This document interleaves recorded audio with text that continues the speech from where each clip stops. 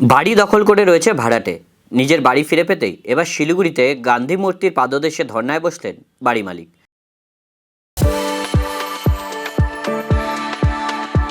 We are the dreamers, the achievers, and the leaders. Come, join us today. জানা গিয়েছে শিলিগুড়ির হাকিমপাড়া এলাকার বাসিন্দা যুথিকা বিশ্বাসের মেডিকেল মোড়ের কাছে ঠিকনিকাটা এলাকায় একটি বাড়ি রয়েছে। প্রায় 4-5 বছর আগে মুক্তি সাহা নামে একজনকে সেই বাড়ি ভাড়া দিয়েছিলেন। চুক্তি অনুযায়ী তাদের ঘর ছাড়ার কথা বলা হলে বিভিন্ন সময় বিভিন্ন অজুহাত দেখানো শুরু করে সেই ভাড়াটে। অভিযোগ, পাল্টা বাড়ি মালিক ও তার পরিবারের সদস্যদের সঙ্গে অকথ্য ভাষায় কথা বলার পাশাপাশি তাদের ওপর আক্রমণও করা হয়। এ বিষয়ে উত্তরবঙ্গ মেডিকেল ফাঁড়িতে অভিযোগ করতে গেলে তাদের ঘুরিয়ে দেওয়া হয়। শেষে শিলিগুড়ি পুলিশ কমিশনারেটে অভিযোগ করা হয়েছে, তবে এখনও পর্যন্ত কোনো সুরাহা মেলেনি। বাড়ি মালিক যুথিকা বিশ্বাস জানান, গত 4-5 বছর ধরে ভাড়া রয়েছে মুক্তি সাহা ও তার পরিবার।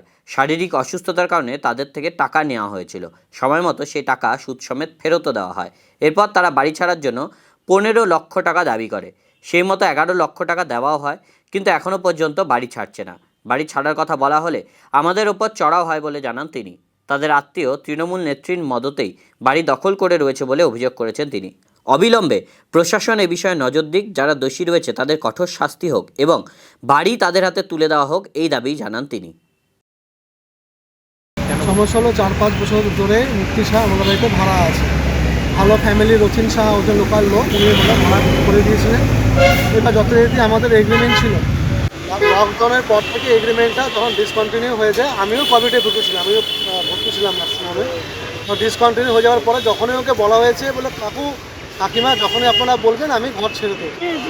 এবার সেই সময়টা আমার ট্রিটমেন্ট পারপাস কোনো বিশেষের জন্য আমি ওনার কাছ থেকে কিছু অর্থ আমি নিয়েছিলাম, সেটা 2,52,000 টাকা। তার ইন্টারেস্টও দিয়েছে, তার জন্য 3 বছর ধরে আমাকে ঘর ভাড়াও দেয়নি। তারপরে আমাকে নানা রকম যখনই চাপ দিলাম ঘর ছাড়ার জন্য, লাস্ট 2 বছর ধরে বাবা মা গিয়ে আমরা গিয়ে তখন নানা রকম ভয় দেখানো শুরু করলো। শেষের দিকে যে আমার কাছ থেকে ব্ল্যাঙ্ক চেক নিয়ে নিয়েছিল দুটো, আপনার নামে এই কেস করবো, এই করবো, আমি করবো।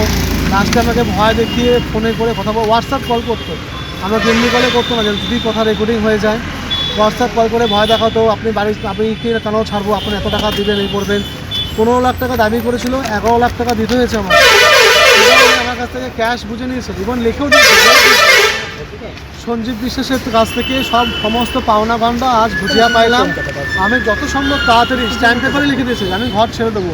সেটা এই বছর সেপ্টেম্বর মাস হয়ে গেল, কিন্তু উনি এখনও ঘর। সঞ্জীব সাহা আর হচ্ছে ওনার দিদি আরতি সাহা, এটা ওনাকে মদত দিচ্ছে। ওনার পুরো ফ্যামিলি এর সঙ্গে জড়িত।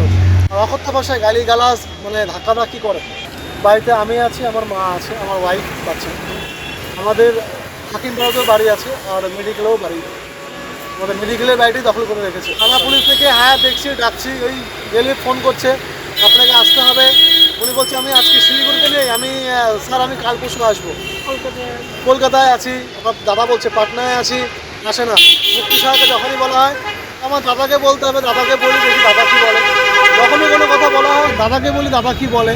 উনি দাদাকে ছাড়া নড়তেই পারেন না, ওনার কোনো ডিসিশন নেওয়ার, কোনো সিদ্ধান্ত নেওয়ার কোনো ক্ষমতা নেই। কেন এখানে আপনি বসেছেন আজকে ধর্নায়, কি হয়েছে? বাড়িটার দখলদারি করে নিচে মুক্তি সাহা বাড়ি থাকছে না।